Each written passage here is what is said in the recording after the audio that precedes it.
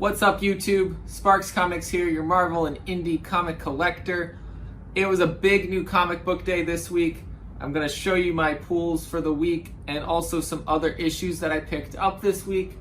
So please stick around for that. But first, go ahead and hit that like button, subscribe button, and drop a comment below and let me know what you picked up this new comic book day.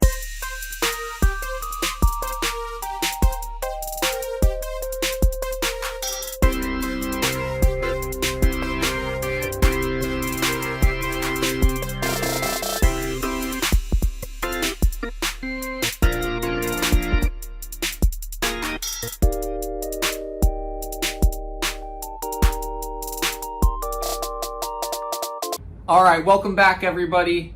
Let's get into what I picked up this week. There's a lot to show. First up, this was actually a DC book. I don't pick up a lot of DC, but this Jenny Frison cover was too hot to not pick up. I've loved her art for this last probably year that I've been seeing her covers everywhere. So definitely had to pick this up. And since I was going and picking up the first full appearance of Yara Flor, why not her first cameo that happens the same day? And another killer cover here. Looks like Greg Capullo did the art on that one. Moving away from DC and now going on to our indie titles, we've got Crossover number 3. Guys, this was a killer story. This has been the best issue so far for Crossover, and this cover was really cool because we see Shogun Warrior in the shadow, and then the cover B was really cool because we got Spawn on the freaking cover with art by Todd McFarlane. Really cool cover, and this was just the regular version. It's got her reading Crossover. Super dope. Absolutely loved this story this week. Probably, like I said, it's my favorite issue of Crossover so far, and I think it's only going up from here. But again, Donny Cates said issue number 3, issue number 6 are gonna be really good issues, and the stores should put high orders in. I thought when we got those announcements about the secret variants that was his reason for it, but I don't think so. I think, it's because of what happened in the story. So go pick that up if you haven't. It's a great, great read. Next up, from Boom Studios, The Last Witch number 1. I have not read this yet, but I've been picking up at least the number 1 for everything from Boom, except for the one that was a tie-in to a Amazon show, because I hadn't watched that show yet. So I'm going to give that a shot. It seems like it's aimed for a younger audience, but it still seems like a nice little fantasy story, so I'm hoping for good things for that one. And then we've got Inkblot. I believe it's number 5. Number 5. I love this little cat. I used to have an Inkblot myself, but this is just my fun read of the week. It's something different, and it gets me away from some of the more serious stuff going on with some of the other titles.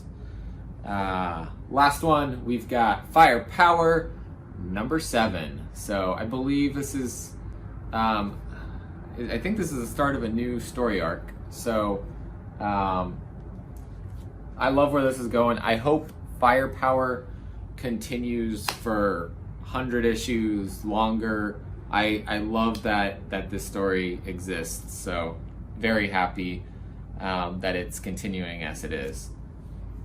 Star Wars The High Republic. I got cover A here.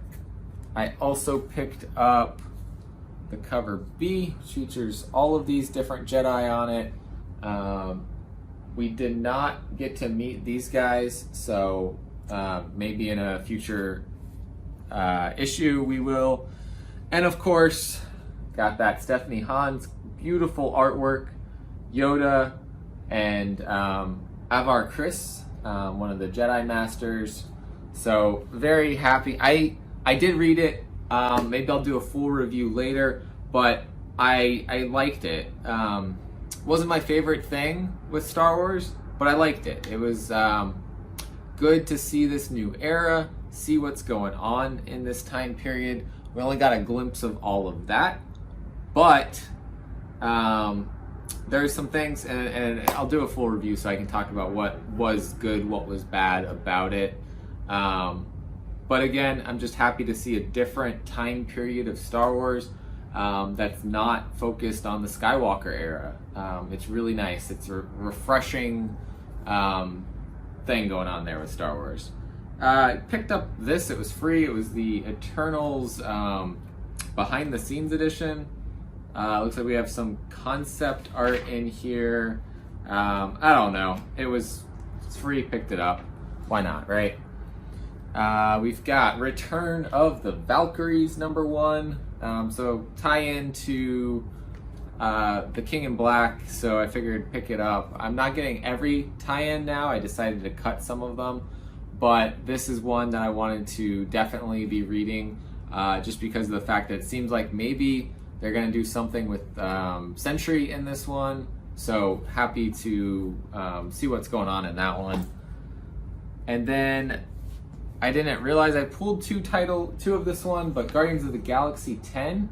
And I'm happy I pulled 2 of these because of what happened in this one. So I don't want to spoil it, but if you read issue 9, you know something's going on with Star-Lord, and this issue cemented that and may have bigger implications for the entire King in Black event. So honestly, if you get no tie-ins and not reading Guardians of the Galaxy, you should probably pick that one up because of what happens in this one. So moving on, we've got Miles Morales Spider-Man #22. This reminds me of, I think it was issue 10, the 1 in 25 cover with the 2 of them on it. I want to say there was doves in that one too. So I like the art. I think these 2 characters have good potential and potential for good chemistry in live action or something like that. So haven't read that yet. I haven't read pretty much most of the books yet, but I'm looking forward to reading that one in particular. And then we've got Amazing Spider-Man 56. So I can't wait to see what Kingpin and Green Goblin are up to with what's going on with Kindred. And then I couldn't pass up this beautiful cover. I believe this was by Philip Tan. I honestly can't believe this wasn't like a ratio variant or a store variant. Super cool that this artwork's just on a cover price book. I don't know how that happened, but I am very happy for that. And then I decided I was going to stop Spider-Woman, and then they come out with this really good artwork on, I believe this was cover B. So they got me back in for another issue. I'm probably done after this, but we'll see. If they do really well with the story there, I guess I'm sticking around. But I was trying to drop Spider-Woman, and then that artwork pulled me back in. We've got another tie-in to King in Black, Symbiote Spider-Man #3 with Spectrum on the cover here. Maybe this is when she was still Captain Marvel, I'm not sure, but the cast of this is just so cool. We got King the Conqueror, Rocket Raccoon, the Black Knight, we've got Symbiote Spider-Man, and now maybe Spectrum is popping up in here. I haven't read this yet. It looks like she does appear in here. So that's just like really good. And then this cover B was phenomenal. Who did the art on that cover B? That would have been Taran Clark. Killed this cover. Really good red cover there. Thor #11. I've already been hearing that really cool things are happening in this, so want to check that out right away. And then we wrap up our Marvel here with Venom 32, cover A. The one Alien cover that I picked up, and probably the only one I will pick up, except for the Momoko actually that I got from Spider-Woman 7.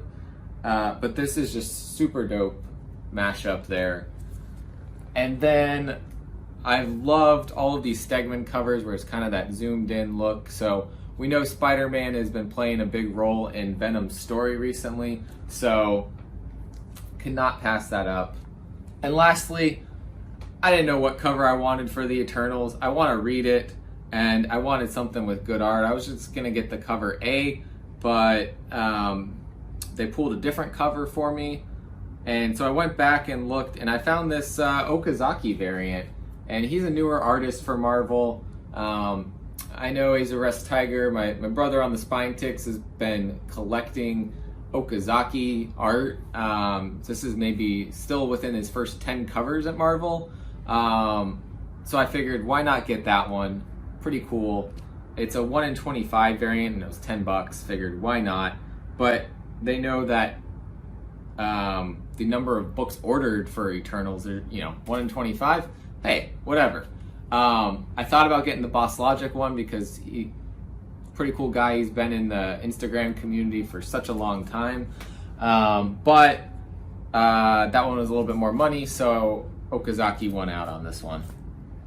So that was my pools for this week. Eternals, I'm probably gonna only read issue 1, just to have it.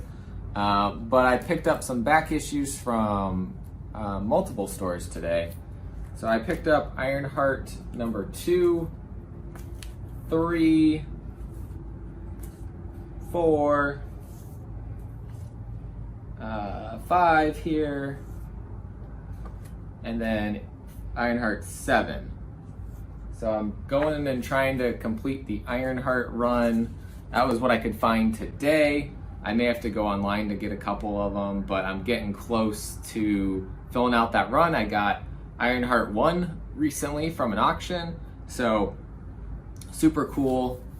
Also picked up 2 of these today. Star Wars 15, which this is that first story with Obi-Wan's journal.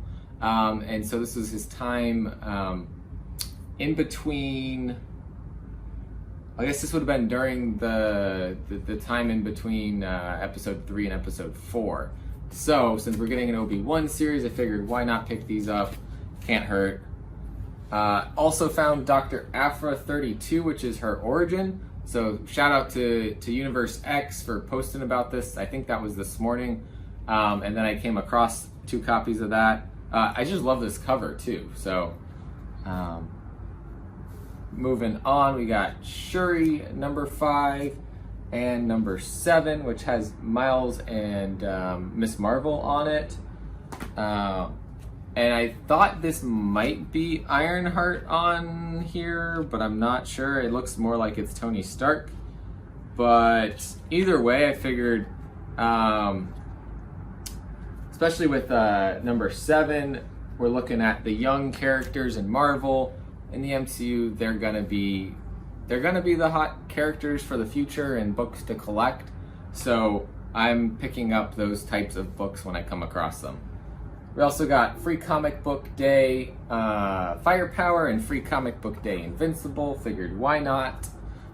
This one shop in my area still has a ton of them, so I pick up the Firepower one every time I see it. This was a $1 bin book, but got for free. Astonishing X-Men number 3, the first appearance of Abigail Brand. So with Sword coming soon, figured that's probably a good pickup to have.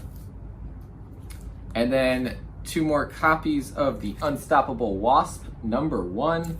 So that's her first solo series. Look for those younger characters that are out there. Those are the ones that you're gonna want to pick up. Picked up another copy of the first Clown Hunter also. Once in Future number 5, which I was missing. Another copy of Something's Killing the Children 13, because my other one was a little damaged.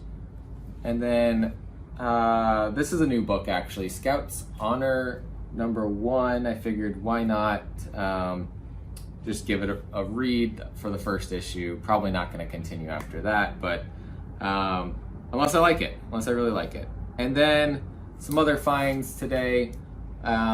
Hawkeye number 11, second printing. So this is the Lucky the Pizza Dog story, but this second print is super hard to find.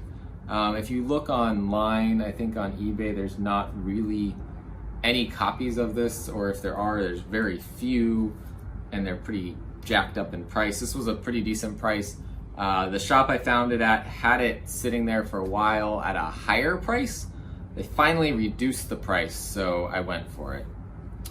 And then this was also a book that came out this week, and I wasn't gonna do this, and I wasn't gonna get it, but this looked beautiful in person, so I had to do this.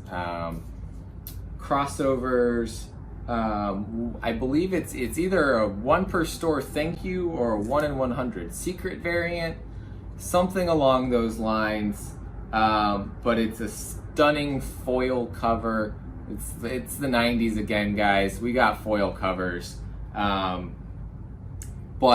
I couldn't pass up on that artwork, so picked that up. And my last thing that I'm gonna show off was a trade with my friend Nola Comics. So shout out to Nola Comics. If you don't follow him, his link will be down below. Go subscribe to his YouTube channel, follow him on Instagram.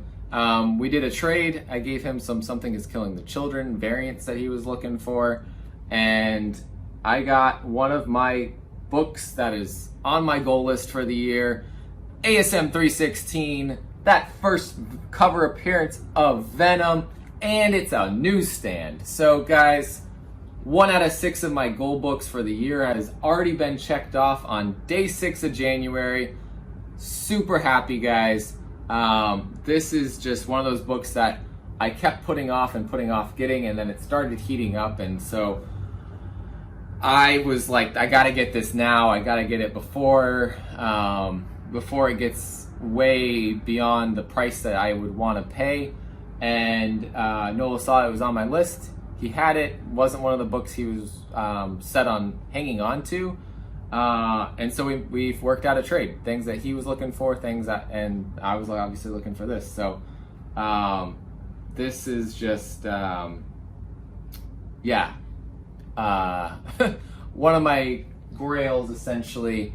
If we look up a little bit higher, you can see some other Venom books up there, or symbiote related books, and so this is gonna make its way up on the wall.